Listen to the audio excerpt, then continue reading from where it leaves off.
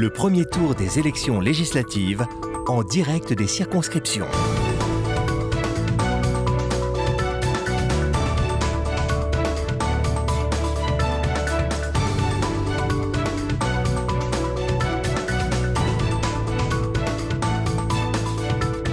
Élections législatives 2017 sur RCF.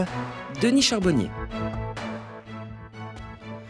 RCF a donc choisi de donner la parole aux candidats des élections législatives en direct des 3 circonscriptions du département. Hier, nous étions à Confolens, je vous le rappelle, pour aborder les enjeux de ce premier tour sur la 3e circonscription. Demain, nous serons en direct de la salle des fêtes de Soyaux pour la 1re circonscription. Et aujourd'hui, c'est à la salle de la Salamandre de Cognac que nous avons invité les candidats de ces élections législatives pour la 2e circonscription. Une circonscription où, quelle que soit l'issue du scrutin de Charente, la Charente changera de député. En effet, Maryline Reynaud, la candidate sortante, ne se représente pas. Et pour aborder les thèmes de moralisation de la vie publique, de libéralisation de l'économie, du divorce entre les politiques et les citoyens et du développement économique et social du territoire, les candidats ou leurs représentants sont avec nous, sauf la candidate Sandra Marceau, candidate En Marche, qui a une autre réunion importante à laquelle elle ne pouvait pas se soustraire aujourd'hui. Et donc, c'est le seul candidat qui manque. Avec nous pour le premier plateau, Pascal Lacourari d'Europe Écologie Les Verts, Didier Tauzin, candidat d'Hiver Droit, Paul Ajus de Nouvelle Donne, oui, et puis Pascaline Brisset de l'IDI. En deuxième plateau, nous recevrons Marianne Reynaud du Parti Socialiste, Olivier Despins, candidat suppléant de Virginie Anguenot de l'UPR, Claudine Poncy du Parti communiste, Daniel Sauvêtre des Républicains, Alain Marquet pour le 3e plateau de Lutte ouvrière, Isabelle Lassalle du Front National et Nathalie Jably pour les Insoumis. Premier plateau, donc, moralisation de la vie politique. Une première question avec vous, Pascal Lacourari, puisque l'ordre de passage a été tiré au sort tout à l'heure. Alors pour vous, Pascal Lacourari, on peut dire qu'est-ce qu'un homme politique moralement correct ? Et une femme. Ou une femme, oui. Oui, pour Europe Écologie Les Verts, la position effectivement de la femme ou de l'homme politique a toujours été très claire. D'une part, depuis de nombreuses années, on défend la parité. On défend aussi le non-cumul des mandats. On défend aussi, à l'image des députés parlementaires européens, de ne pas faire travailler des membres de sa famille ou de ses proches. Donc la moralisation politique, c'est quelque chose que l'on pratique depuis très longtemps. Alors on a bien dans notre histoire quelques cas particuliers, mais ça on va les oublier, et on parle de l'avenir, et effectivement on cherche avant tout à être au plus proche, en quelque sorte, de nos concitoyens, d'être à l'écoute. Et je pense qu'il y a un travail énorme pour que, ça j'empiète peut-être déjà sur un autre thème, mais pour être au plus près, effectivement, du terrain, il y a beaucoup de choses à revoir. Merci. Alors, Didier Tauzin, vous candidat d'Hiver Droite, à votre avis, faut-il une loi pour gérer la morale par définition individuelle des hommes ou des femmes politiques ? D'abord, je suis désolé, si le préfet m'a classé d'Hiver Droite, il a tort, je suis hors parti. Je ne me reconnais pas dans ce classement, ce n'est pas grave. Oui, la moralisation de la vie politique, certes, mais ne nous faisons pas d'illusions, on ne va pas changer la nature humaine. Les conduites immorales, le détournement de fonds, etc., il y en aura toujours eu, et il y en aura toujours. Et avec quelques lois, bien sûr, on va réduire le phénomène pendant quelques années, et ensuite, on trouvera le moyen de vivre immoralement en détournant la loi. Bien. Et en fait, de quoi s'agit-il ? À mon avis, beaucoup moins d'histoires d'argent, d'avantages particuliers, etc., qui sont graves, surtout aux yeux du peuple. Écoutez, quand un député a 6 000 euros d'avantages, enfin d'indemnité, et que certains paysans de ma région ont 300 euros à la fin du mois, il y a des choses qui, effectivement, sont tout à fait anormales. Bien. Mais au-delà de cela, il y a beaucoup plus important, à mon avis. Ce qui est immoral pour un homme politique, c'est de ne pas être au service de la France et des Français. Et ça se rencontre beaucoup trop souvent, n'est-ce pas ? Des gens qui ont beaucoup plus au service d'un parti politique, au service d'une idéologie, qu'au service des Français concrets. Paul Ajus, alors même question pour Nouvelle Donne. Dans le projet de loi tel qu'on le connaît, qu'est-ce qui vous paraît essentiel donc, pour moraliser cette vie politique ? Alors évidemment, pour Nouvelle Donne et pour Catherine Tournery que je représente ici, il vaut mieux un député honnête et un député qui soit indépendant plutôt que le contraire.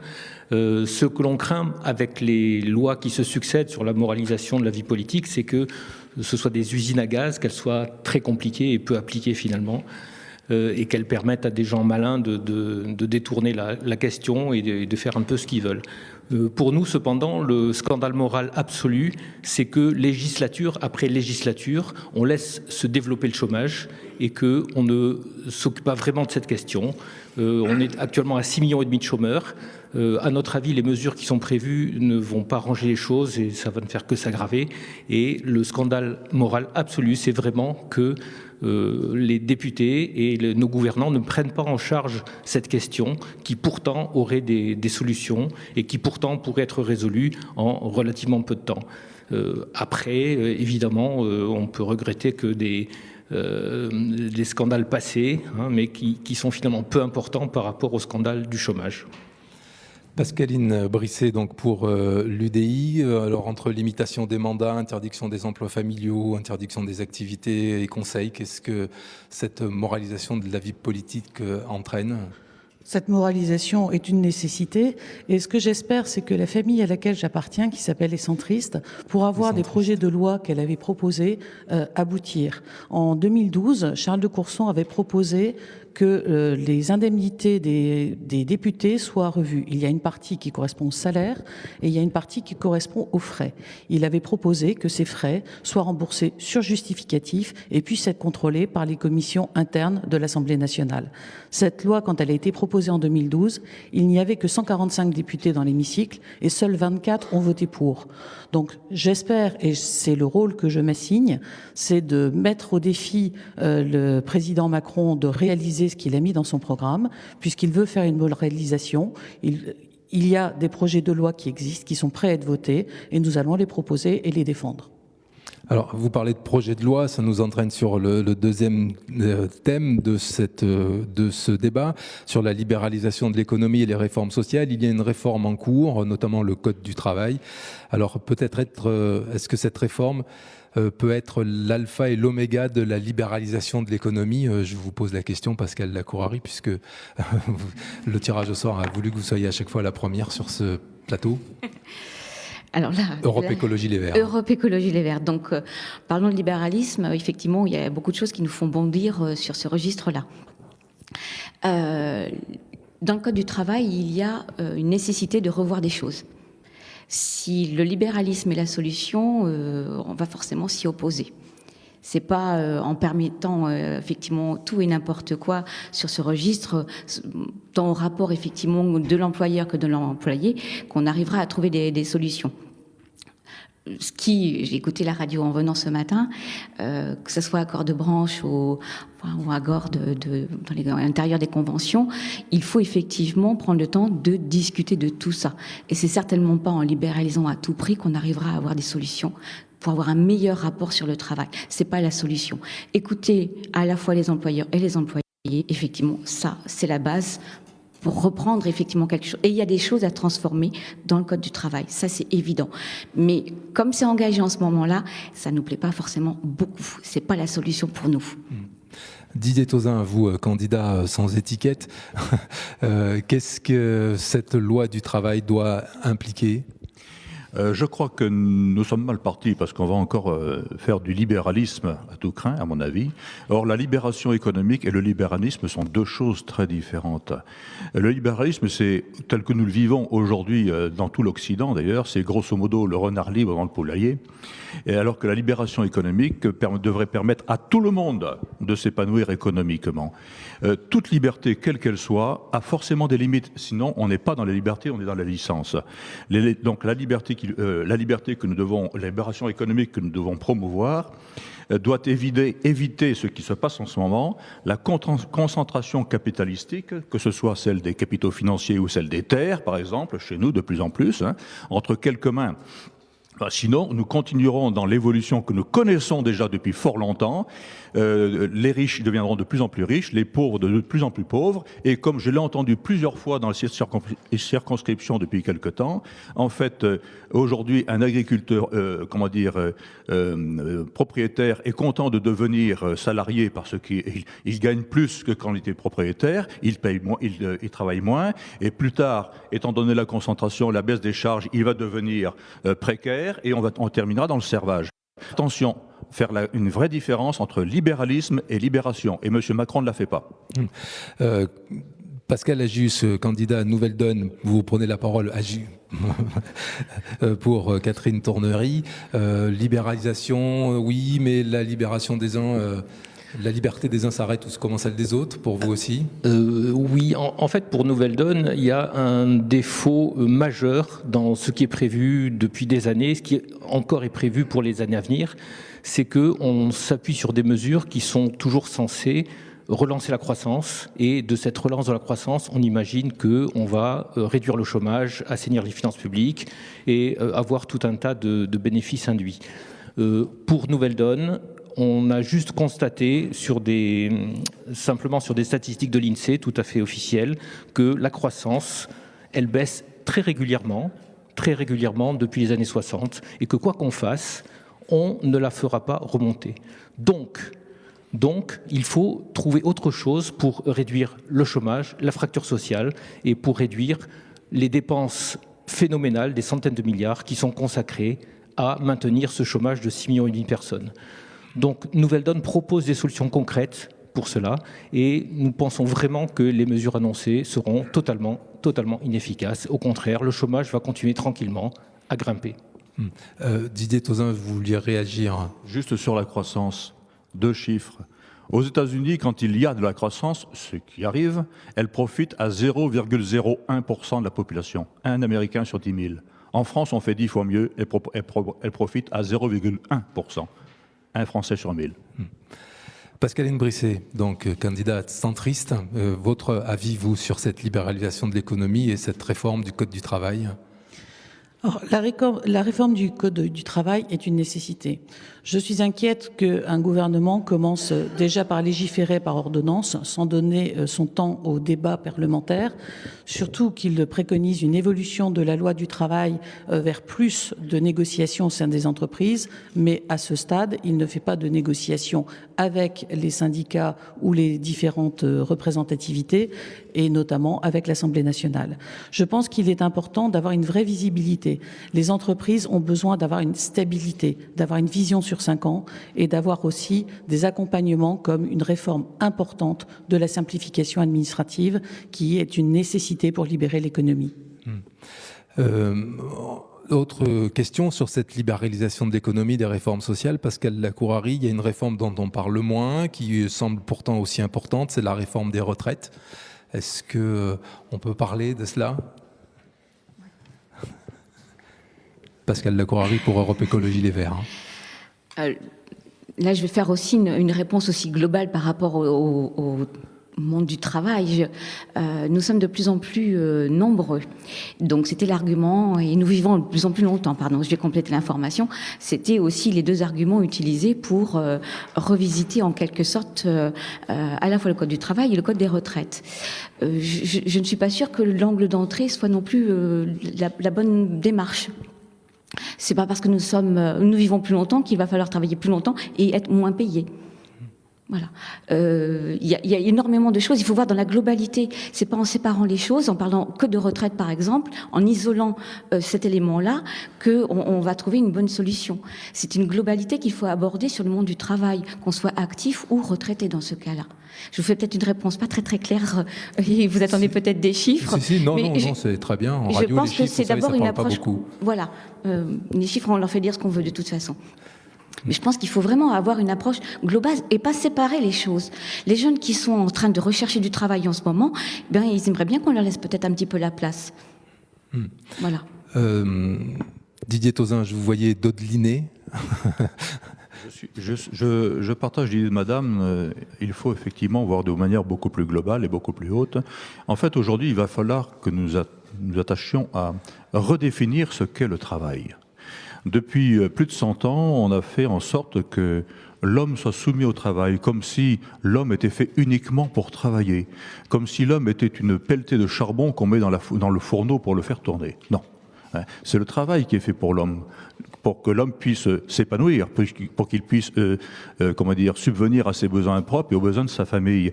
Donc il y a toute une recherche à faire, d'autant plus que aujourd'hui, si vous voulez, on a tendance à privilégier droite et gauche confondues. C'est pour ça que je tiens beaucoup à être hors parti. Droite et gauche confondues, on privilégie le fric par rapport à l'être humain. Je me souviens de Jean-Pierre Chevènement qui disait très justement qu'autrefois en France, il y avait deux droites, la droite d'idées et la droite du fric. Malheureusement, disait-il, il ne reste plus que la droite du fric. Ben, c'est pareil pour la gauche. Paul Ajus, pour Nouvelle Donne. Concernant les retraites. Concernant les retraites, oui. Alors, concernant les retraites, toujours la même réflexion, c'est que depuis des décennies, tous nos gouvernants nous mettent une carotte devant le nez en espérant qu'on va courir plus vite. Ce qui manque pour les retraites, ce sont des cotisations. Et pourquoi est-ce qu'il manque des cotisations?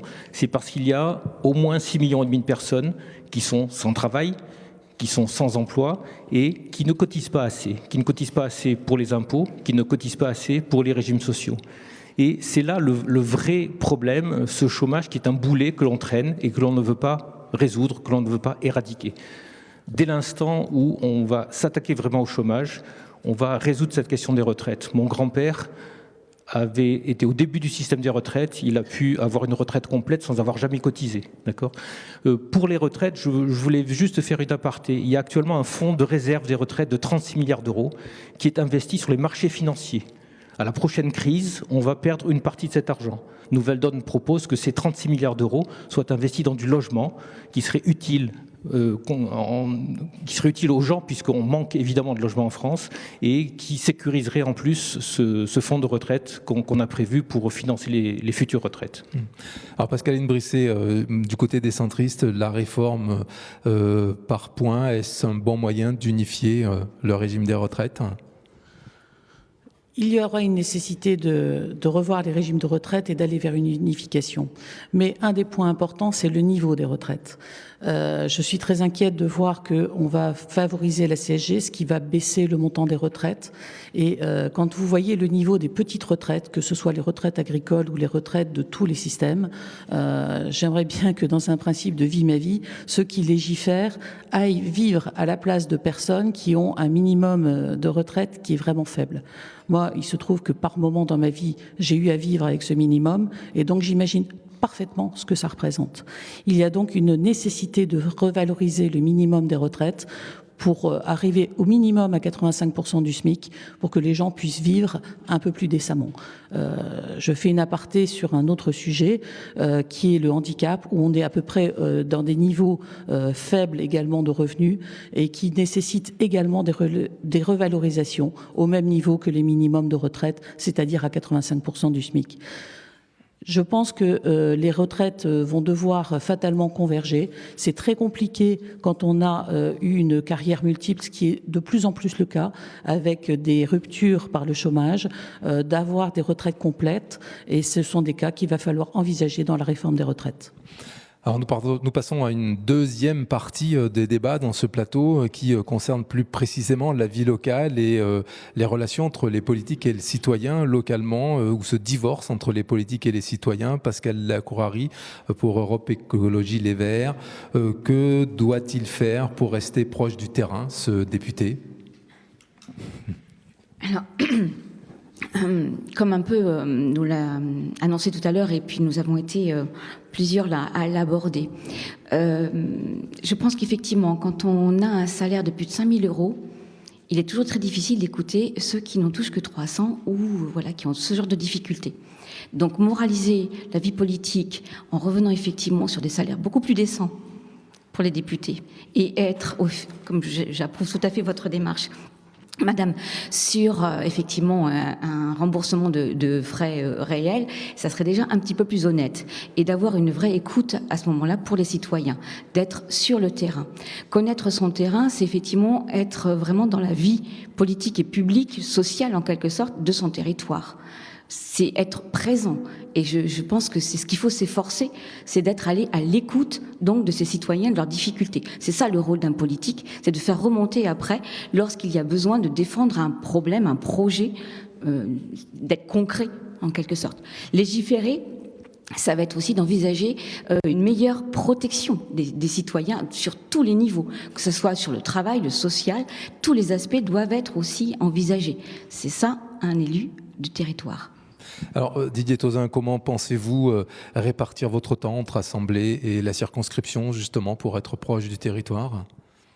Je n'ai pas compris votre question. Comment vous pensez répartir votre temps pour être présent à l'Assemblée nationale et en même temps au local, puisque le député est avant tout là pour voter des lois et être présent nationalement sur le territoire. Le député est un élu de la nation, il est élu par une partie de la nation, il est élu de la nation et son rôle c'est essentiellement de voter des lois et tout ce qui tourne autour des lois.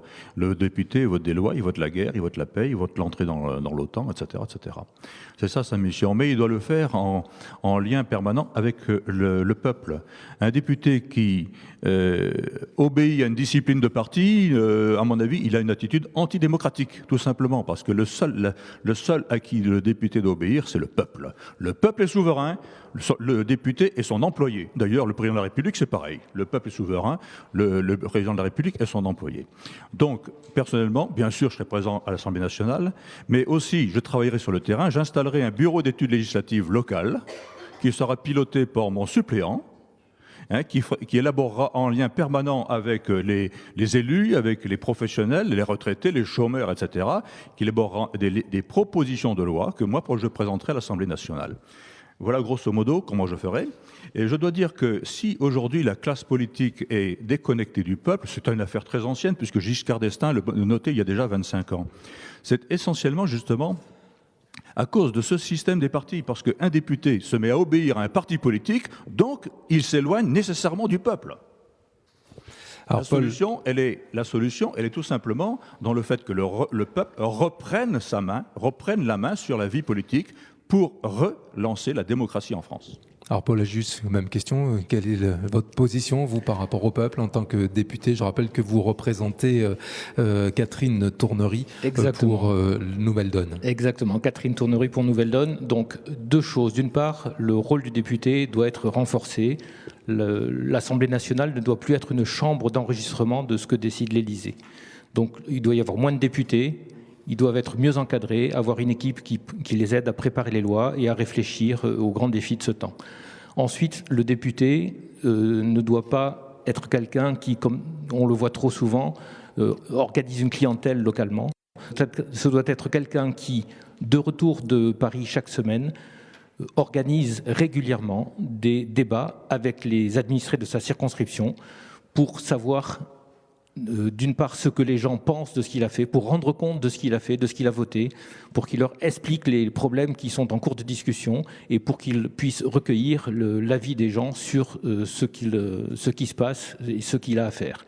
Voilà, mon avis, et l'avis de Catherine Tournery, c'est qu'il doit y avoir cet aller-retour entre Paris et la circonscription, non pas sur des petits problèmes qui doivent être traités par le maire ou par le conseiller général, mais sur des problèmes vraiment nationaux. Et je le redis une fois de plus, au premier rang de ceci, le chômage. Alors Pascaline Brisset, pour les centristes, le député, c'est donc ce coordinateur entre la nation et le local ? Effectivement, il y a un divorce entre les politiques et les citoyens qui sont dus essentiellement à des anciens partis qui avaient pris une logique qui n'est plus dans l'air du temps. La vie évolue très rapidement à l'heure actuelle et nous sommes en train de voir des métiers émerger qui n'existaient pas il y a quelques années et nous nous projetons non pas vers l'avenir mais nous regardons éternellement le passé pour en faire une extrapolation. Je pense qu'il va falloir également faire une évolution du système législatif et du processus législatif, puisque nous avons un processus qui est très lourd et très long, et que le temps qu'une loi vienne en application, il se peut déjà que le métier n'existe plus ou que la vie soit allée tellement rapidement que ça n'existe plus. Ça fait partie du divorce entre les politiques et les citoyens. Pour nous, l'aspect de l'ancrage dans la circonscription est important. C'est pour ça que j'ai choisi aussi un suppléant qui est très ancré dans une autre partie de la circonscription qui est Barbezieux, qui est Richard Nordlinger. Et nous travaillons en équipe. Donc quand un sera à l'Assemblée, l'autre sera toujours ici sur le terrain. Alors, on va passer au dernier thème de ce premier plateau, parce que le temps avance. On peut parler développement économique, emploi et infrastructure dans la circonscription. Alors, je me retourne encore vers vous, Pascal Lacourari, pour Europe Écologie Les Verts. Pour vous, quel est le dossier économique prioritaire sur cette circonscription, la troisième, en Charente ? Un dossier prioritaire sur sa circonscription. En fin de compte, il y en aura certainement beaucoup. Parce que notre priorité, nous, sur l'ensemble du territoire, c'est la qualité du cadre de vie. Et je pense que sur le territoire où nous sommes, là, il y a beaucoup à revoir concernant les pollutions. Pollution liée donc aux pesticides. Et ça, c'est notre priorité. Et lorsqu'on a une approche globale de ce projet, on va forcément aborder effectivement l'emploi.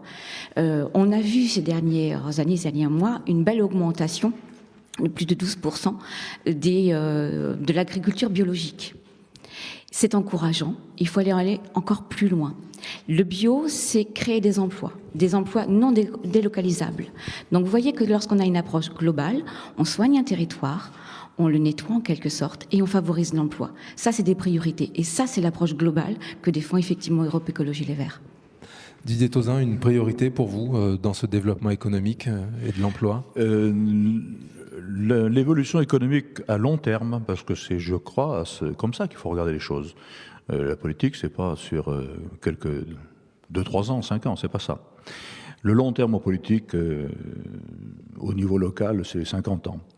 Eh bien, sur le long terme, l'évolution économique de notre circonscription, elle est commandée par 2 chiffres de réalité. D'abord, la population de notre circonscription va passer de 112-113 000 maintenant à moins de 70 000 en 2050.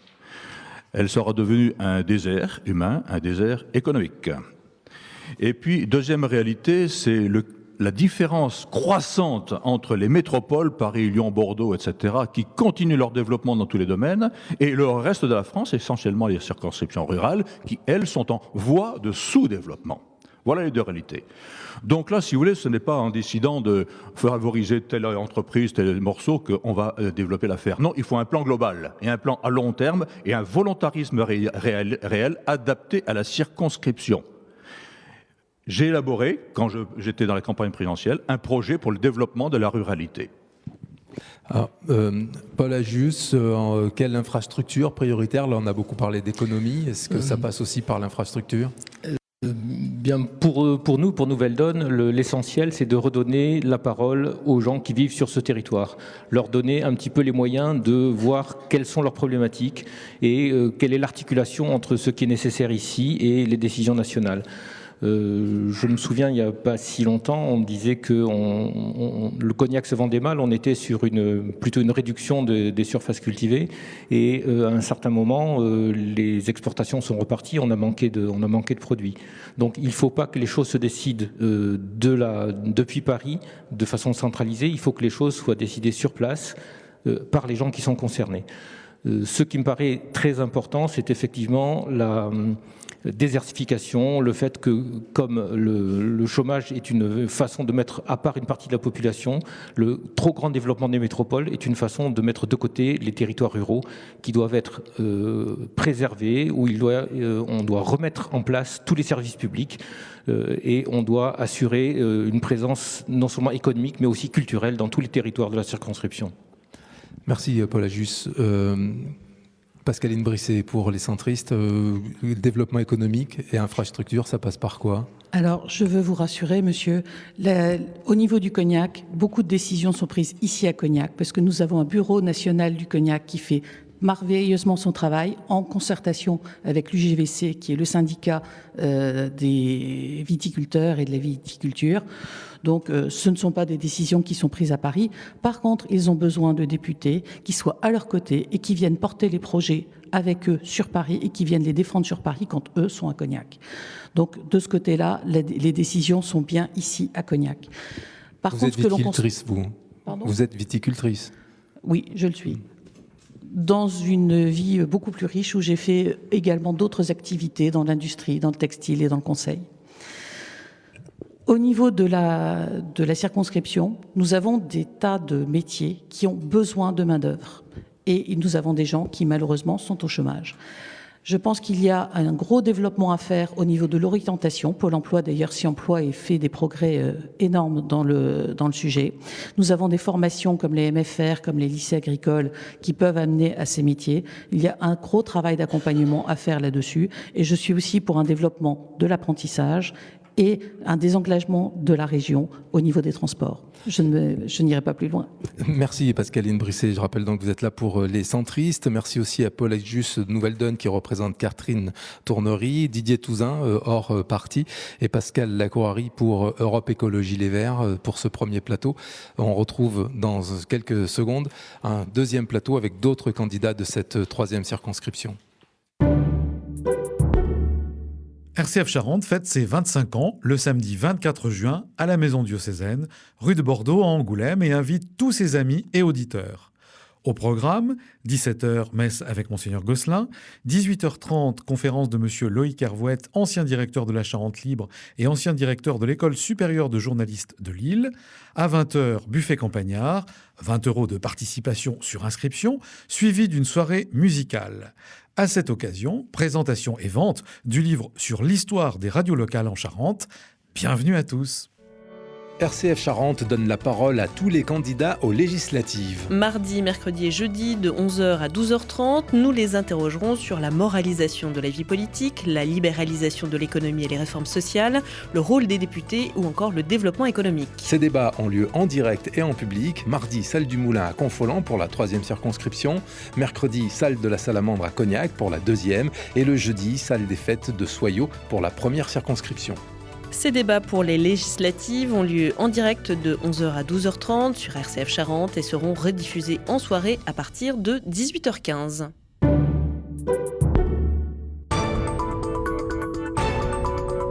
Le premier tour des élections législatives en direct des circonscriptions.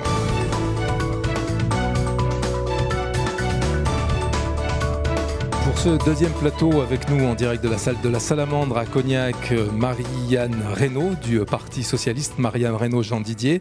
Également Olivier Despins, qui est suppléant de Virginie Anguenot, candidate UPR.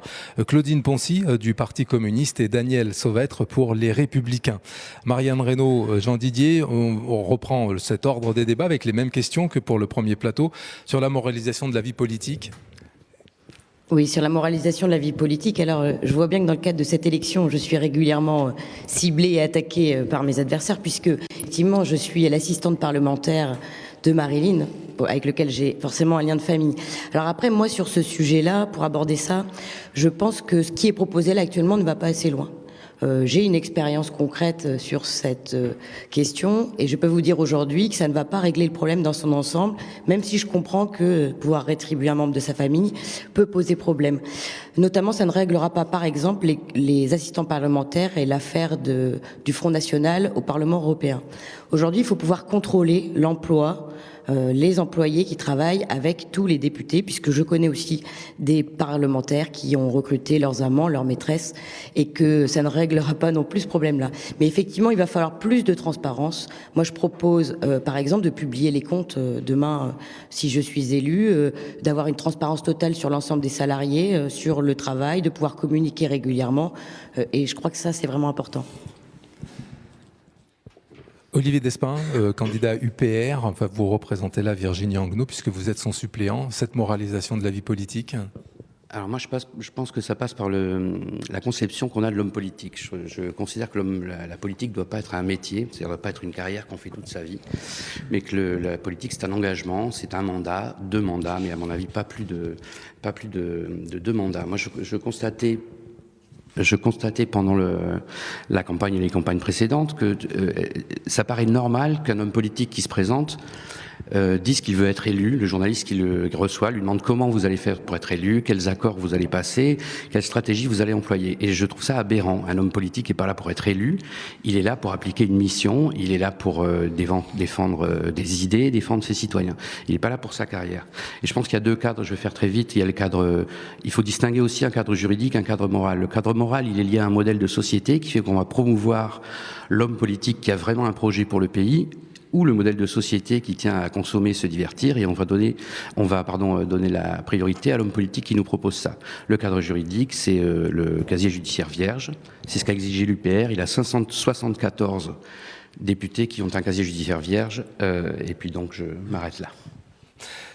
Claudine Poncy, pour le Parti communiste. Oui, bien sûr, moraliser la vie politique, tout le monde est d'accord. Ou plutôt donner des règles plus importantes.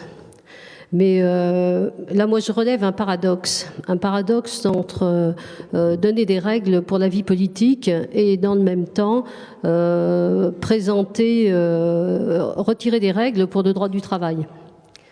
Je pense qu'on doit effectivement donner des règles, mais on ne doit pas d'un côté en donner et de l'autre côté en retirer. Et puis je voudrais dire que on parle beaucoup de moralisation de la vie politique, on a beaucoup tourné autour de ça avec l'affaire Fillon, mais je me pose plusieurs questions. La vie économique est-elle morale ? Le système libéral qui place l'argent avant d'être humain est-il moral ? La concurrence effrénée qui broie les femmes et les hommes, est-ce moral ? 80 milliards d'évasion fiscale chaque année en France, est-ce moral ? Moi, en tant que député élu, je placerai l'humain d'abord. Daniel Sauvêtre, pour les Républicains, quelle est votre position, votre avis ? Eh bien, vous avez remarqué qu'on ne parle plus maintenant de moralisation, mais on parle de loi pour la confiance dans la vie démocratique. Et à mon avis, c'est beaucoup plus sain, parce que la morale, c'est quand même à géométrie variable, alors que ce que l'on veut demander aux députés, c'est de respecter la loi. Et on se rend compte que la loi, elle n'était pas bonne, elle ne demandait pas suffisamment de transparence. Aujourd'hui, on va vers plus de transparence, la justification des frais. On peut aller, bien entendu, au-delà des emplois familiaux qui seront interdits jusqu'à justifier de la compétence et de l'emploi réel du travail qui est fait par les collaborateurs parlementaires. À mon avis, tout ça va dans le bon sens. Mais on pourrait peut-être, puisque l'actualité aussi, c'est quand on parle de loi de confiance, j'ai vu que Sandra Marceau n'était pas venue ce matin, j'aurais bien aimé lui demander si ça suscite la confiance des électeurs que de devoir signer un engagement à dire oui à tout quand on va à l'Assemblée nationale, puisque c'est ce qui est demandé aux candidats qui sont investis en marche. À mon avis, cet élément-là, il mériterait sans doute d'être dans la loi, parce que je crois qu'il est complètement inconstitutionnel d'avoir un impératif. Et ce qu'on demande aux députés, c'est de pouvoir décider, s'exprimer, voter avec une totale liberté de conscience. Libéralisation de l'économie et réforme sociale, est-ce que vous voterez, vous, avec totale liberté de confiance, Marianne Reynaud, pour le Parti socialiste ? Alors déjà, il va falloir voir ce qu'on va trouver dans les ordonnances, parce que jusqu'à aujourd'hui, on n'a pas le contenu exact de ces ordonnances. Et je rappelle, contrairement à ce qui a été dit sur le plateau précédent, que dans le cadre d'une ordonnance, ça n'empêche pas le travail parlementaire, puisqu'il va falloir voter un projet de loi d'habilitation, et après, dans ce cadre-là, on va pouvoir proposer des amendements, faire un travail de fond sur le texte, pour ensuite que les ordonnances puissent être appliquées. La différence, c'est que ça va appliquer plus vite qu'un texte législatif ordinaire. Donc ça n'empêche pas le travail parlementaire. Et là, il va y avoir un vrai travail de fond qu'on va devoir tous réaliser avec nos valeurs et nos convictions. Et je pense que ce travail sera beaucoup plus efficace dans une grande coalition et pour qu'on puisse tous se mettre autour de la table. Alors évidemment, il y a des sujets qui font débat. Moi, j'ai fait des contre-propositions, notamment sur CSG. Je propose par exemple qu'on crée un 3e taux de CSG pour les retraites et les salaires plus importants, plutôt que de taxer encore les classes moyennes. Mais il va falloir faire un travail parlementaire exigeant, de profondeur, sur ces sujets-là, dans un contexte, il est vrai, qui est complètement inédit. Vous avez parlé des retraites, on peut vous poser la question, Olivier Despins, est-ce que le régime par points serait le meilleur régime ? Pour ce qui est des retraites, là je vous donne la position de l'UPR, c'est pas mon domaine. Rapprochez-vous du micro. Pardon. Voilà. Pour ce qui est des retraites, on pense qu'il faut maintenir absolument les retraites par répartition. ce qui n'empêche pas des choses privées, mais il faut maintenir absolument les retraites par répartition parce que c'est le système le plus juste et parce que c'est un principe de solidarité générationnelle. C'est ça qu'on pense. Par ailleurs, si on parle des retraites, l'UPR proposait aussi un minimum vieillesse de 950 € par mois, ce qui semblait pouvoir au moins résoudre du reste qu'on est cotisé ou pas, mais qui semblait pouvoir résoudre tout le problème des retraites, des agriculteurs qui sont, je crois, à une moyenne de 830 € par mois, mais il y a aussi tous les gens qui n'ont pas cotisé, ça se fait moins maintenant, mais les femmes d'agriculteurs qui ont eu longtemps un travail énorme à la ferme, mais qui n'étaient pas dans un statut particulier, et qui donc n'ont pas cotisé en leur nom propre, et qui se retrouvent avec 0 retraite, ou avec une demi-pension de leur mari, ou avec un minimum vieillesse. C'est pour ça que je pense qu'il faut une justice sociale et le maintenir là. Alors, Claudine Poncy, pour le Parti communiste, on parle de retraite là, mais on peut parler de travail aussi, cette réforme du travail. Ouais, cette réforme, bien sûr qu'étant députée, je m'opposerai à cette réforme qui est dans le droit fil de ce qu'on connaît depuis maintenant des dizaines d'années, à savoir la libéralisation. Parce qu'il faut regarder le bilan de la libéralisation et de la casse du Code du travail. C'est le chômage, les travailleurs pauvres, les paradis fiscaux, la stérilisation de l'économie par la financiarisation, la malbouffe, la pollution de l'air, le massacre des hôpitaux. Je pourrais y passer la journée. Le bilan est globalement négatif. Nous, à l'opposé, nous proposons une grande réforme que l'on appelle la sécurisation de l'emploi et de la formation.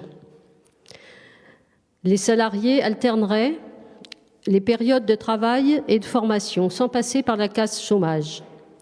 Et ces formations seraient choisies par les salariés et rémunérées.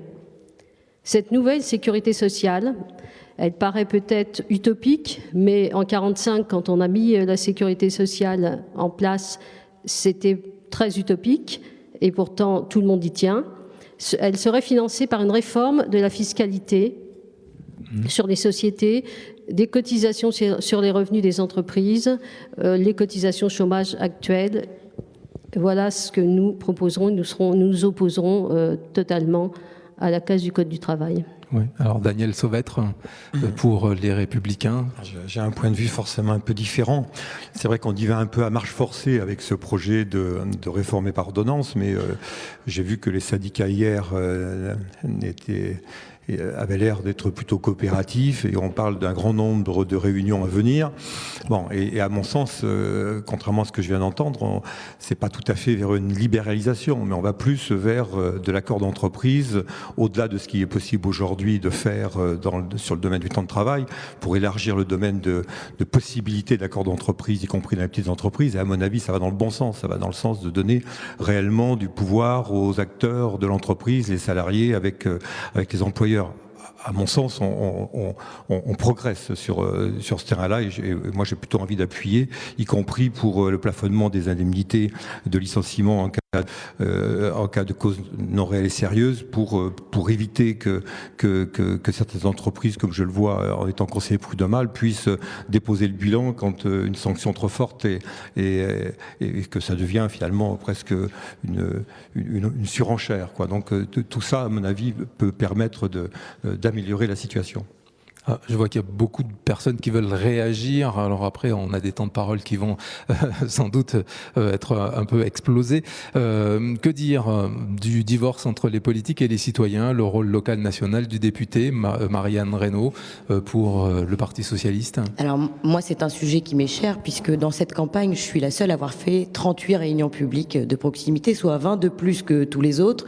Donc pour moi, le député, effectivement, il doit voter la loi à l'Assemblée nationale et ça, c'est très important. Il a un travail législatif pointu à faire, je l'ai dit sur la question précédente, mais il doit aussi être le plus en proximité, aller à la rencontre des habitants. Et aujourd'hui, sur l'ensemble des 12 candidats présents dans cette circonscription, je suis la seule à avoir signé l'initiative Parlement et citoyens, qui m'engage demain à faire un travail co-construit avec la population sur la construction de la loi et d'aller discuter avec eux, d'organiser des débats sur le territoire.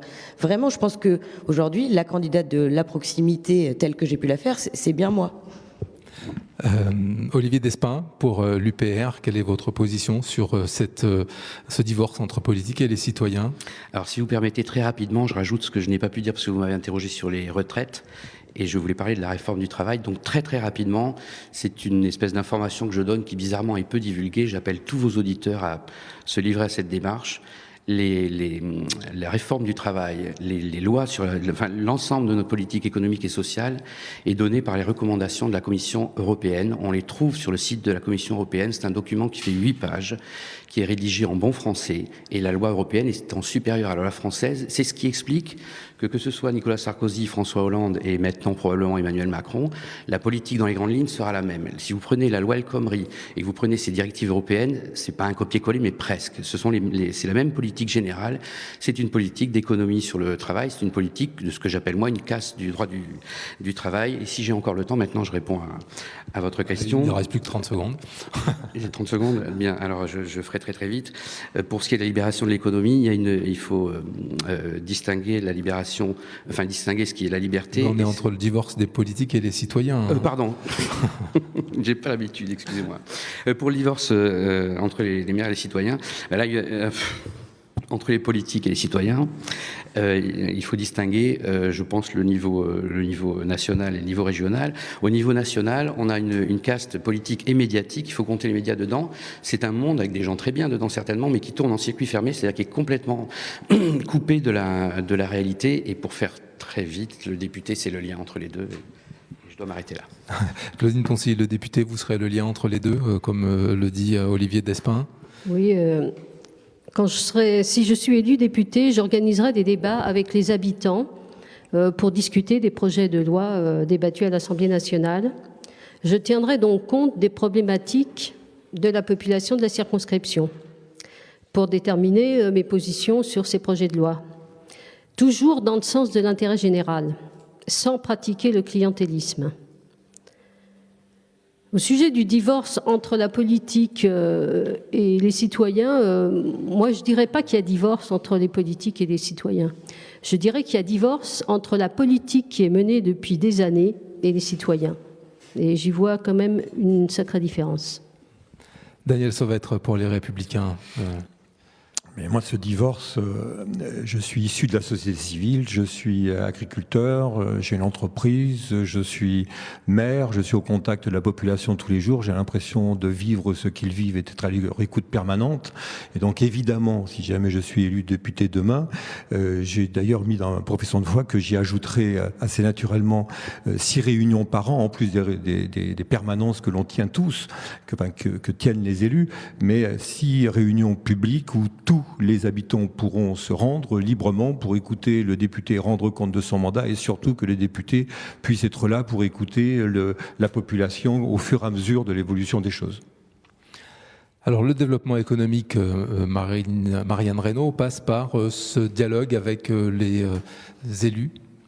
Alors évidemment qu'il faut travailler avec les élus pour le développement de nos territoires. Aujourd'hui, dans le cas de la circonscription, il faut continuer à travailler sur le désenclavement et le développement, notamment la fin de la RN10 dans le sud, arriver à avancer sur le dossier de la 141, développement du rail. On voit bien que tout ce qui va être structurant sur notre territoire, l'économie, mais pas que. On a parlé sur le plateau précédent de désertification. Moi, je traite beaucoup les questions de désertification médicale, aussi les problématiques d'accès au numérique. On voit bien que si on n'a pas de ligne numérique de qualité, on va avoir du mal à faire venir des entreprises supplémentaires sur notre territoire. Si on n'a pas de médecins à proposer à la population, c'est pareil, les entreprises ne viendront pas puisqu'on n'aura pas de personnes pour y travailler dedans. Donc on voit bien que c'est un projet global à traiter en matière d'économie pour arriver à continuer à développer notre territoire. Il va falloir aussi continuer évidemment à soutenir la viticulture, c'est 50 000 emplois sur le bassin du Cognaçais, et les soutenir dans des grands projets qui vont arriver, la question des produits qui est en train d'être mis sur la table et sur lequel ils sont en train de travailler, mais aussi regardez, on a réussi à endiguer la libéralisation des droits de plantation puisque j'ai accompagné une délégation au ministère pour aller voir Monsieur Le Foll, mais à un moment on sait que ça va revenir sur la table puisque c'est un texte européen et donc sur tous ces dossiers-là il va falloir continuer à accompagner les acteurs locaux. Olivier Despins, même question donc sur ce développement économique du territoire. Alors, à mon avis, c'est ce qui a été dit, hein, mais la question prioritaire, c'est la question de l'agriculture et la question qui est liée en fait des services publics et du numérique. Il faut, je crois, en finir avec les zones blanches. Pour ce qui est de l'agriculture, il faut considérer que c'est une priorité nationale, pas seulement sur la circonscription, mais il se trouve que cette circonscription est bien placée, puisque l'autosuffisance, c'est quand même l'indépendance nationale, et que d'une manière générale, c'est l'avenir non seulement de la circonscription du pays, mais de l'humanité. Nous, il faut absolument donc qu'on revienne à une agriculture, il faut revenir à l'agriculture française, pas parce que c'est la France, mais qui a été une agriculture puissante. Pour ce qui est de la désertification et des services publics, il y a un problème, c'est qu'on amène les services publics à être mis en concurrence avec des services qui sont moins publics et qu'on leur demande, enfin tout le monde a vu son facteur qui vient moins souvent, tout le monde a vu la préfecture qui est plus ouverte tous les jours, c'est parce qu'on demande de la rentabilité et de l'économie à nos services publics. Pour une fois, j'ai fini en avance, je pense que j'ai fait le tour. Claudine Poncy, pour le Parti communiste, vous, ce développement économique, l'emploi, infrastructure, c'est lié ? Oui, tout d'abord, pour le développement économique, la première des choses à faire, c'est le développement des services publics. Sans services publics, il n'y a pas de développement de l'économie. Donc il faut aller à l'encontre de ce qui se passe actuellement, qui sont les regroupements. Actuellement, on voit les regroupements d'écoles, les disparitions des hôpitaux de proximité, les transports publics que l'on arrête à certains endroits. Donc il faut aller faire une politique complètement différente. Il faut réinvestir dans les services publics et au plus près des citoyens. Développer les centres de santé avec des médecins salariés, libérer ainsi des contraintes administratives et qui permettront l'accès aux soins des plus démunis. Il faut aussi développer le fret ferroviaire pour en finir avec ces colonnes et ces colonnes de camions qu'on peut voir sur la Nationale 10. Mettre un grand chantier qui serait la transition du modèle agricole du territoire. Notre objectif, ce serait se débarrasser du productivisme pour aller vers le qualitatif. Le productivisme qui va avec les pesticides. Donc les pesticides sont liés au productivisme et n'oublions pas qu'ils provoquent cancer, qui sont des perturbateurs endocriniens, des maladies de Parkinson, la destruction des abeilles. Bien. Les premières victimes, ce sont les agriculteurs. Et en premier lieu, les ouvriers agricoles, avec beaucoup de statuts précaires et certains même pas de statut du tout.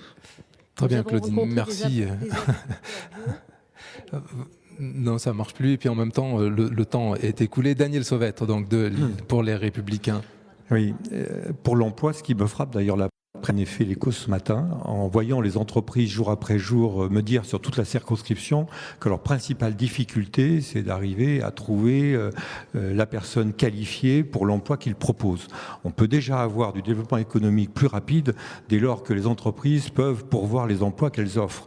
Et là, on a une vraie difficulté à avoir une adéquation entre l'offre et la demande, que les formations soient adaptées et que les entreprises qui souhaitent se développer puissent trouver la main-d'œuvre formée dont elles ont besoin. Et ça, c'est le parallèle à faire avec l'autre difficulté d'avoir à la fois cette situation et en même temps un nombre de chômeurs très élevé. On doit absolument, comme d'autres pays l'ont fait, donner la priorité à ce que tout revenu provienne d'abord du travail. Et s'il y a formation et aide complémentaire pour aider les personnes les plus fragiles en difficulté, il faut le faire, mais nous ne pouvons pas rester dans cette situation d'avoir un taux de chômage très élevé et en même temps des entreprises qui ont une vraie difficulté à recruter sur des emplois qualifiés. Alors évidemment, et là je vais être un peu plus long parce que j'étais plus court avant, et donc il faut également agir fortement, bien sûr, comme ça a été dit, sur les infrastructures. Aujourd'hui, je pense que le rôle du député, c'est d'avoir un leadership avec l'ensemble de ses collègues élus, des collectivités, des entreprises, pour qu'un territoire se donne une ambition en matière d'infrastructure. Nous avons attendu trop longtemps pour avoir la RN10 à 2 fois 2 voies, et ce n'est pas terminé. Et aujourd'hui, nous avons toujours la 141, on a toujours la nécessité d'avoir une liaison par avion à partir de Cognac dans une région qui exporte à 98% son produit. On a tout ce travail à faire. Merci beaucoup Daniel Sauvêtre. Merci aussi Claudine Poncy, Virginie, Olivier Despin et Marianne Reynaud. Je rappelle que tout à l'heure en fin d'émission, vous reviendrez pour nous donner pendant une minute une pensée forte pour ces élections législatives. On passe au troisième et dernier plateau avec nos candidats qui vont se succéder. RCF Charente fête ses 25 ans le samedi 24 juin à la Maison diocésaine, rue de Bordeaux à Angoulême, et invite tous ses amis et auditeurs. Au programme, 17h, messe avec Monseigneur Gosselin, 18h30, conférence de M. Loïc Hervouette, ancien directeur de la Charente Libre et ancien directeur de l'École supérieure de journalistes de Lille, à 20h, buffet campagnard, 20 € de participation sur inscription, suivi d'une soirée musicale. À cette occasion, présentation et vente du livre sur l'histoire des radios locales en Charente. Bienvenue à tous. RCF Charente donne la parole à tous les candidats aux législatives. Mardi, mercredi et jeudi, de 11h à 12h30, nous les interrogerons sur la moralisation de la vie politique, la libéralisation de l'économie et les réformes sociales, le rôle des députés ou encore le développement économique. Ces débats ont lieu en direct et en public. Mardi, salle du Moulin à Confolens pour la 3e circonscription. Mercredi, salle de la Salamandre à Cognac pour la 2e. Et le jeudi, salle des fêtes de Soyaux pour la 1re circonscription. Ces débats pour les législatives ont lieu en direct de 11h à 12h30 sur RCF Charente et seront rediffusés en soirée à partir de 18h15.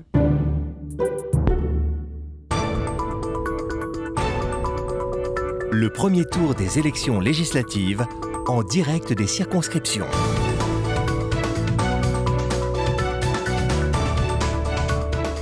Et nous revoici en direct de la salle de la Salamandre à Cognac pour les débats de la 2e circonscription. Avec nous Alain Marquet pour Lutte ouvrière, Isabelle Lassalle pour le Front National et Nathalie Jably pour la France Insoumise. Première question à vous, Olivier Marquet, puisque le tirage au sort a décidé que c'était vous qui parlerez le premier. À propos de la moralisation de la vie politique, quel est votre avis? Prenez le micro, posez-le sur le menton et tout le monde vous entendra très bien. Bien. Pour ce qui est de la moralisation de la vie politique, ce qui me paraît assez étonnant, c'est que ça ne paraisse pas normal. Et que les choses qui sont dites, c'est tout à l'heure j'ai entendu parler de la nature humaine fait qu'il y a des gens qui... bon, heureusement que ce n'est pas le cas pour tout le monde, parce qu'il y en a quand même un certain nombre de gens qui, leur nature humaine est justement d'être morale. Alors, le problème, en fait, c'est que dans une société inégalitaire comme la nôtre, le système, enfin l'organisation capitaliste de cette société, comment voulez-vous qu'il n'y ait pas quelques-uns qui essayent de prendre sur d'autres, etc. Pour nous, être les élus, pour moi, doivent être révocables à tout moment. Hein. C'est-à-dire que, comme par exemple... les travailleurs de la commune qui, en 1871, avaient pris le pouvoir pendant quelques semaines, quelques mois même, eh bien, ils étaient élus et révocables à tout moment. Et puis les salaires qu'ils avaient, c'était un salaire de travailleurs moyens qui étaient de la population. Bon, j'ai pas fini, mais bon. Isabelle Lassalle, est-ce qu'il faut donner des points aux élus quand ils en ont plus, c'est fini? Alors, d'abord, il faut arrêter le tous pourri. Il y a aussi des députés qui peuvent être honnêtes. Et un député honnête, c'est d'abord un candidat honnête. Un candidat qui, sur sa profession de foi, déjà note sa vraie profession. Qui aussi peut publier ses comptes de campagne. C'est respecter ses engagements vis-à-vis de ses électeurs, c'est-à-dire déjà se déplacer au débat et accepter aussi de débattre avec ses adversaires. C'est aussi aller à la rencontre des citoyens en tant que candidat et après en tant qu'élu. Un candidat honnête, ça sera un député honnête. Merci Isabelle Lassalle donc du Front National. Je laisse la parole maintenant à notre dernier intervenant sur ce plateau. C'est vous, Nathalie Jably, pour la France Insoumise. Oui, alors on peut dire qu'en termes de moralisation, ça commence quand même un petit peu mal. On va avoir du mal à penser printemps, vu qu'il y a déjà des affaires avec Monsieur Ferrand. Même s'il y a quand même quelques avancées dans les propositions de loi, notamment sur les emplois familiaux, l'inéligibilité proposée, les frais remboursés sur justificatif, etc. Sauf que ça manque un peu de précision. Donc pour l'instant, il y a des annonces. Il faudra attendre de savoir jusqu'où le gouvernement est prêt à aller. Nous, on est prêt à aller beaucoup plus loin. On est pour le non-cumul strict des mandats et la limitation à 2 pour stopper la professionnalisation de la politique. La suppression pure et simple de la réserve parlementaire, ça évite le clientélisme. Faire la chasse aux conflits d'intérêts, c'est une évidence. Là, les conflits d'intérêts au gouvernement avec l'entrée des lobbies est une évidence. Et nous sommes pour la révocabilité des élus. Le deuxième thème, celui de la libéralisation de l'économie et des réformes sociales. Pour ce troisième plateau, qu'en pensez-vous ? Sur la libération de... Oui, c'est Alain Marquet pour Lutte ouvrière, pardon. Sur les réformes sociales, on voit ce que le gouvernement est prêt à faire, notamment dans les entreprises avec la classe ouvrière va en prendre encore plein la figure. Si j'ai bien compris, ça commence par... moi qui suis par exemple... à la retraite, là, eh bien, les retraités vont, pour un salaire de 1500 euros, enfin, une indemnité de 1500 euros, ils vont avoir, en gros, 35 euros en moins avec la CSG. Alors, ça commence par ça, et puis, il va falloir, bien sûr, une mobilisation de l'ensemble des travailleurs pour empêcher voilà. Bon. Isabelle Lassalle, donc on vous passe la parole maintenant pour parler de cette libéralisation et surtout de la réforme sociale. Alors, moi, je suis pour le patriotisme économique et le libéralisme économique, ça commence déjà par donner sa chance aux entreprises de proximité. On a des grilles indiciaires pour les appels d'offres, par exemple, dans les communes ou dans les agglos. Il faut pouvoir inclure l'indice de proximité dans ces grilles indiciaires afin que les petites entreprises de proximité aient leur chance. Ça commence aussi par pouvoir acheter des choses de proximité au moins cher que tout ce qui est importé. Il faut absolument aussi pouvoir revaloriser le travail. C'est-à-dire qu'on commence aussi par l'apprentissage à 14 ans et pas à 16. Si on veut revaloriser le travail, c'est aussi revaloriser la formation et le travail manuel. Nathalie Jably, la France Insoumise est sur évidemment pas les mêmes positions. Je pense pas. Alors, sur le terme libéralisation de l'économie, c'est un terme un peu abusif quand même, parce qu'il faut savoir et surtout quand on le met en face de réforme sociale, il faut savoir de quoi on parle. On parle là de répondre aux problèmes du chômage par la précarité et l'ubérisation de la société. Alors, je ne sais pas si c'est pour que ces messieurs dames du gouvernement puissent dormir sur leurs deux oreilles, ou se gargariser de la baisse des chiffres, ou que le CAC 40 puisse bénéficier, comme les entreprises locales, de main-d'œuvre plus docile et bon marché. Mais franchement, pour nous, c'est une honte. Macron s'apprête à détricoter tout le système de protection sociale qui a été conquis de haute lutte par des générations de salariés et dont une grande partie de celles et ceux qui veulent lui donner aujourd'hui les pleins pouvoirs ont largement profité. C'est quand même un conflit de générations assez incroyable. Ces vieilles recettes libérales ne fonctionnent pas. Elles créent du chômage et de la misère et de la précarité.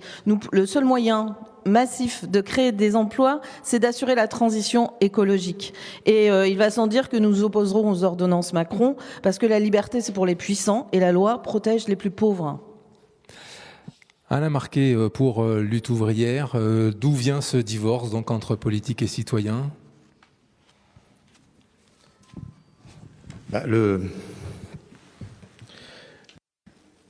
Le divorce entre les politiques et les citoyens,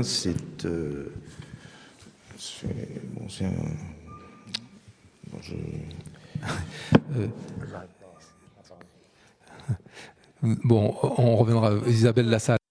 Le divorce entre les politiques et les citoyens, ça vient d'une part qu'on a des technocrates en majeure partie à l'Assemblée nationale. Il faut que les députés soient aussi des gens issus de la base, que ce soit des salariés, que ce soit des gens du service privé. Il faut aussi que ces députés soient représentatifs de la population. Il n'est pas normal qu'aujourd'hui, un parti comme le mien, qui fait 11 millions de votes et 25%, voire 35% au présidentiel, n'ait que 2 députés. Dans une agglomération, ne soit représenté que par un seul conseiller municipal, qu'il y ait un seul maire en Charente.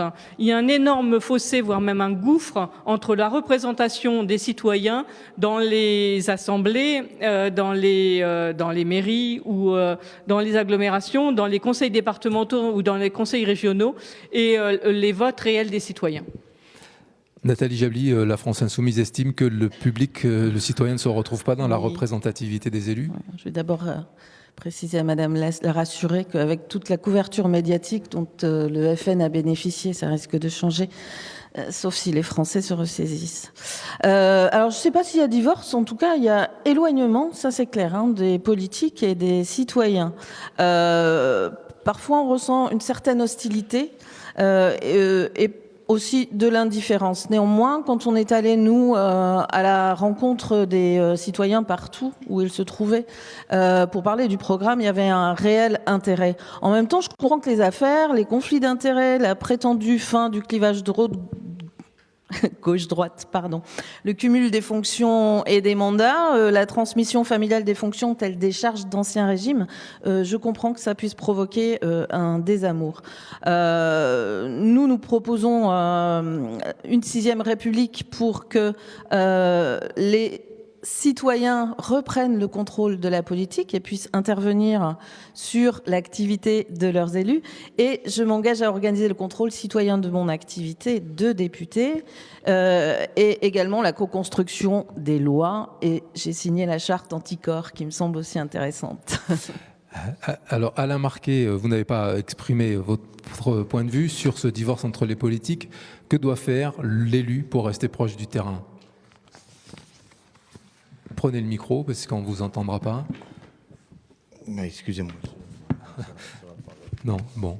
Écoutez, on va changer de thématique. On va prendre la dernière thématique sur le développement économique, l'emploi et l'infrastructure dans la circonscription. Isabelle Lassalle, quel serait, vous, le dossier prioritaire ? Le dossier prioritaire, c'est effectivement de remettre les gens au travail. On a aujourd'hui en Charente 17 000 chômeurs et on a 3 500 offres d'emploi qui ne sont pas pourvues. Il faut effectivement revaloriser le travail. Revaloriser le travail, c'est revaloriser aussi le travail manuel. On est effectivement là dans le Cognacais où toutes les entreprises travaillent pour le cognac et où étaient mis en place des formations qui vont en adéquation avec l'offre et la demande. Par contre, au niveau du monde rural, il faut aussi qu'on soit implanté et qu'on puisse permettre aux enfants ou aux adolescents et après aux jeunes travailleurs de pouvoir travailler dans leur domaine. Merci Isabelle Lassalle. Alors Nathalie Jably, la France Insoumise, le rôle prioritaire, enfin le dossier prioritaire. Juste pour rebondir d'abord sur la revalorisation du travail, parce que j'en entends parler à chaque fois, ça veut dire aussi un travail bien payé. Je le précise et je mets ça en relation avec le fait que M. Macron a décidé de ne pas augmenter le SMIC. Nous voulons d'abord garantir l'accès de toutes et tous aux services publics. Ça veut dire partout sur les territoires avoir le même accès à l'eau, à l'énergie, à la santé, donc aux hôpitaux publics, à l'éducation, au transport, où qu'ils se trouvent. Nous sommes pour la fin des suppressions et un redéploiement des services publics. Je dis aux auditeurs, fuyez tous ceux qui veulent réduire les dépenses publiques et qui en même temps vous demandent de l'investissement. Il faut de l'investissement public et pour ça, il faut que l'État y mette de l'argent. C'est mathématique, c'est incontournable. Nous voulons que là où vivent les familles, nous relocaliser l'activité, installer des paysans, c'est dans notre programme. On explique comment diversifier la production, relocaliser la transformation des produits, etc. Assurer le financement des associations socioculturelles sur 3 ans, pour éviter qu'elles passent leur temps à réclamer des crédits, assurer aux handicapés un accès égalitaire à l'emploi. Il me semble que ça pourrait aussi être bénéfique à la création d'emplois, et mettre en place également, et ça par le biais des associations, une prise en charge des violences intrafamiliales qui nous semble être un problème important en Charente. Alors, ce débat va vous sembler plus court, on arrive au terme, mais c'est vrai que Sandra Marceau n'est pas venue, candidate pour le mouvement En Marche, elle s'est excusée. Et puis, monsieur Alain Marquet de Lutte ouvrière n'est pas bien, il semble avoir, je dirais pas un malaise, mais il n'est pas bien. Ce qui nous laisse peut-être maintenant le temps de prendre votre minute de parole que l'on a demandé à chacun d'entre vous. RCF Charente fête ses 25 ans le samedi 24 juin à la Maison diocésaine, rue de Bordeaux à Angoulême, et invite tous ses amis et auditeurs. Au programme, 17h, messe avec Monseigneur Gosselin, 18h30, conférence de M. Loïc Hervouette, ancien directeur de la Charente Libre et ancien directeur de l'École supérieure de journalistes de Lille, à 20h, buffet campagnard, 20 € de participation sur inscription, suivi d'une soirée musicale. À cette occasion, présentation et vente du livre sur l'histoire des radios locales en Charente. Bienvenue à tous. RCF Charente donne la parole à tous les candidats aux législatives. Mardi, mercredi et jeudi, de 11h à 12h30, nous les interrogerons sur la moralisation de la vie politique, la libéralisation de l'économie et les réformes sociales, le rôle des députés ou encore le développement économique. Ces débats ont lieu en direct et en public. Mardi, salle du Moulin à Confolens pour la 3e circonscription. Mercredi, salle de la Salamandre à Cognac pour la 2e. Et le jeudi, salle des fêtes de Soyaux pour la 1re circonscription. Ces débats pour les législatives ont lieu en direct de 11h à 12h30 sur RCF Charente et seront rediffusés en soirée à partir de 18h15.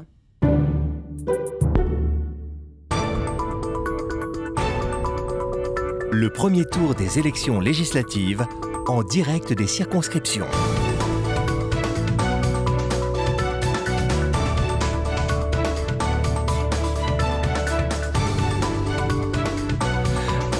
Nous sommes arrivés au terme de ce débat avec le temps de parole personnel. Pascal Lacourari pour Europe Écologie Les Verts, vous avez 1 minute pour dire ce que bon vous semble.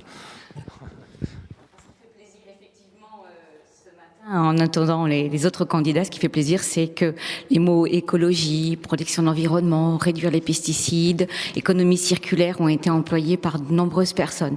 Et ça, plus nos idées seront diffusées sur l'ensemble des territoires, et mieux c'est pour nous, l'ensemble de l'humanité, on va dire.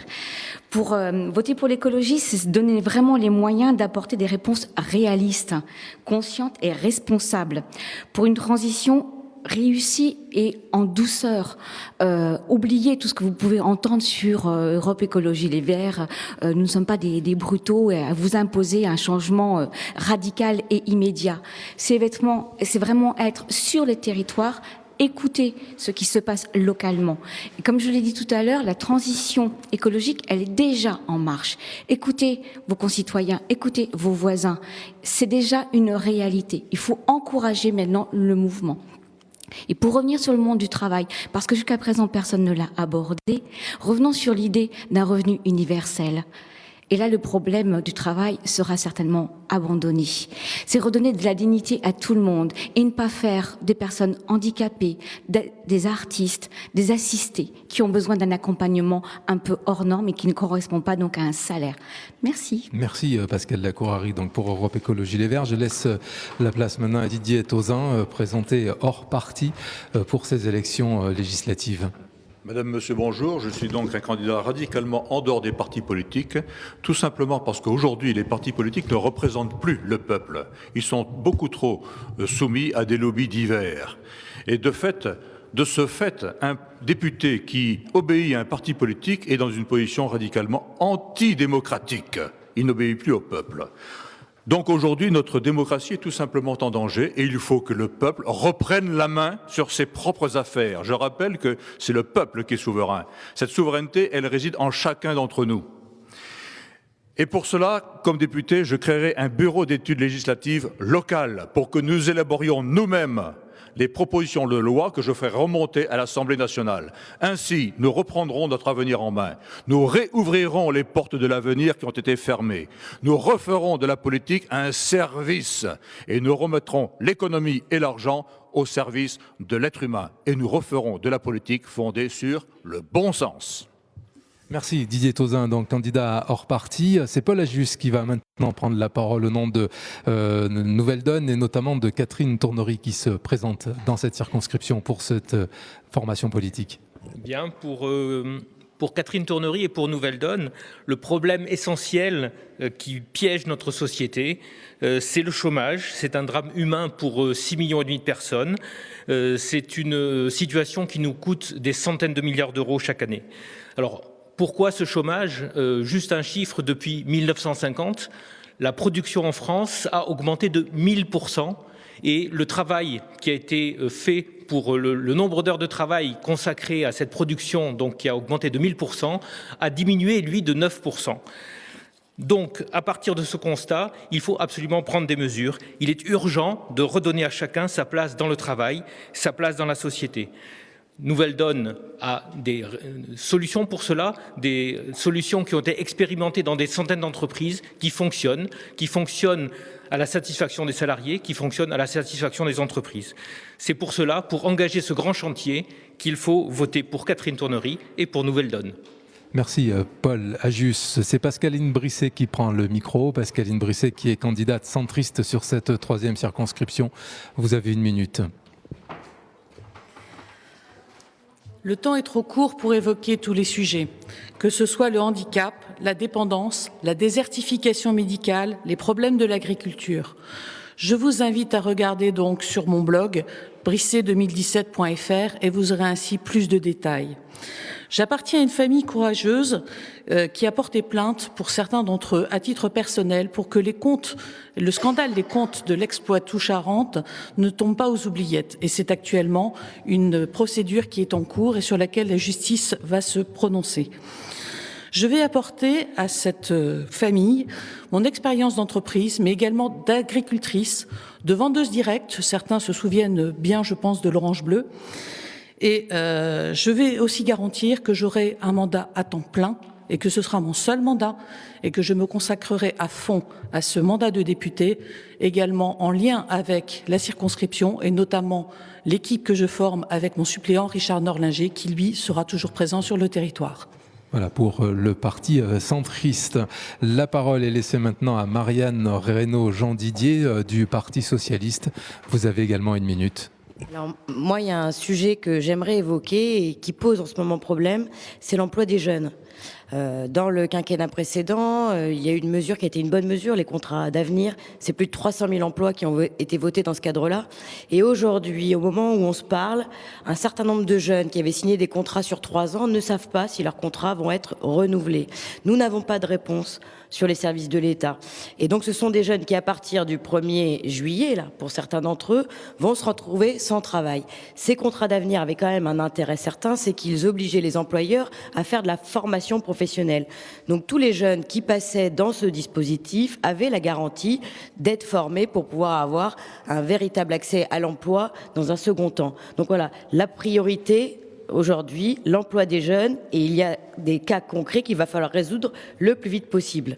Merci Marianne Reynaud-Jean Didier donc pour le Parti socialiste. C'est Olivier Despins qui est suppléant de Catherine Tournery pour le Parti Nouvelle Donne. Donc on a parlé de libéralisation, je pense que c'est un enjeu majeur de ce qui se présente maintenant, c'est-à-dire 2 modèles de société. Libéralisation, à qui est-ce qu'on donne cette possibilité d'être libre? Est-ce qu'on la donne à des grandes entreprises, des multinationales, des grandes banques, ou est-ce qu'on la donne au peuple, aux gens, à nous? Donc évidemment, la réponse posée comme ça, c'est pour nous. Or, je pense que la liberté du peuple, c'est la liberté de l'État qui en est l'émanation. Et pour donner la liberté à l'État, eh bien, il a 3 leviers sur lesquels il peut jouer. Un, sur sa monnaie. Vous savez qu'un pays, c'est une monnaie, un peuple. La France n'a pas de monnaie qui lui est propre. L'Union européenne n'a pas de peuple qui lui est propre. Elle en a 27.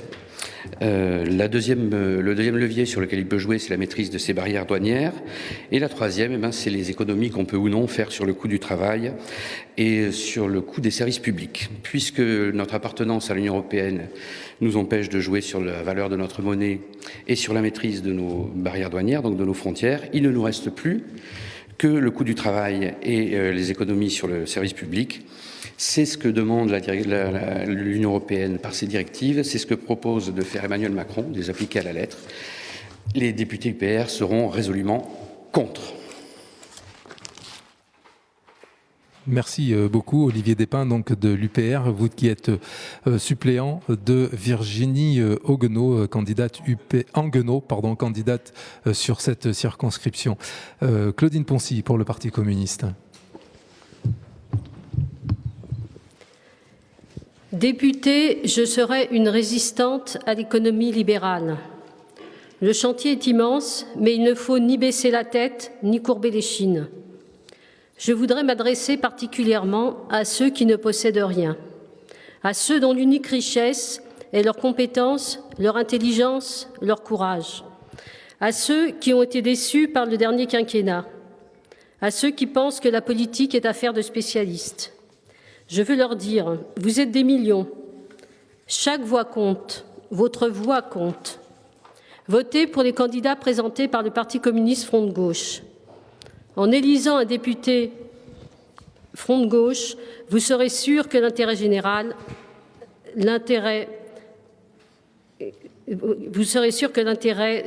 sera défendu, que votre intérêt sera défendu.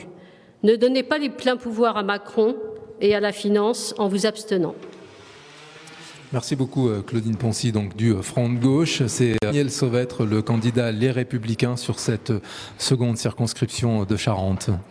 Donc je m'adresse aux électeurs et je leur dis que si vous m'élisez, je serai un député à votre écoute, je serai au service du territoire, je serai un député fédérateur et rassembleur. C'est ce que j'ai toujours fait par le passé, en famille, dans l'entreprise ou dans les organisations dont j'ai eu la responsabilité, comme dans les collectivités.